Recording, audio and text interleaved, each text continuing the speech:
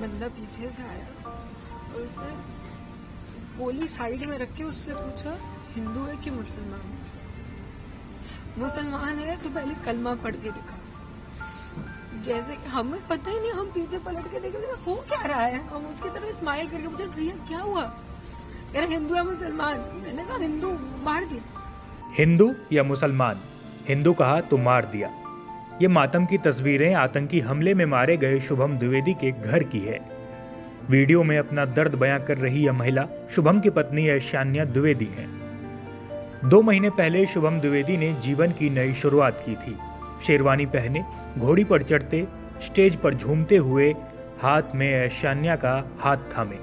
वो हर पल एक जश्न था, हर फोटो में मुस्कान थी।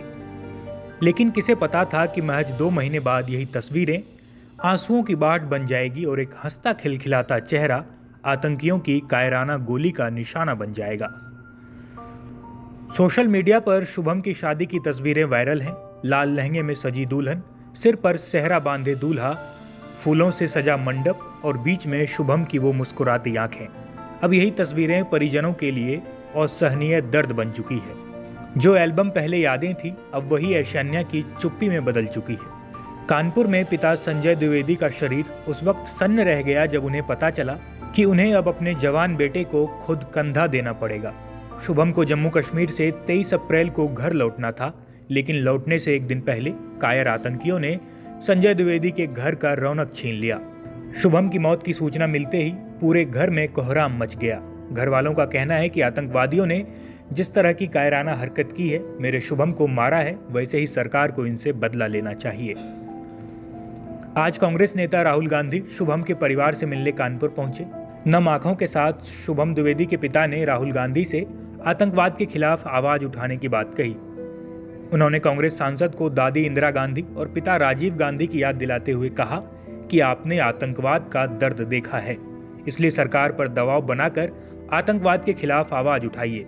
एक ही मांग है और हम राहुल गांधी जी से भी मैंने वही बोला है कि हमें शुभम के लिए शहीद का दर्जा चाहिए, क्योंकि ऐसे ही हम लोगों की जो जानें चली जाएंगी और टूरिस्ट अटैक्स, टेररिस्ट अटैक टूरिस्टों पे बढ़ते जाएंगे।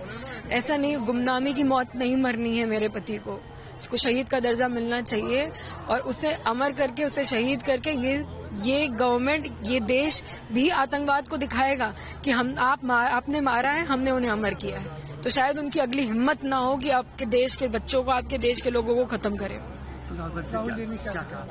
वो बात करेंगे, उन्होंने कहा है कि वो आगे अपने हमारी बात लेके जाएंगे। प्रधानमंत्री जी को पत्र लिखेंगे, ये भी उन्होंने कहा है कि इवन उन्होंने प्रियंका गांधी जी से भी बात करी थी फोन पे। उन्होंने कहा है प्रधानमंत्री जी को पत्र लिखेंगे और उनसे अपनी तरफ से रिक्वेस्ट करेंगे कि वो हमारी बात माने।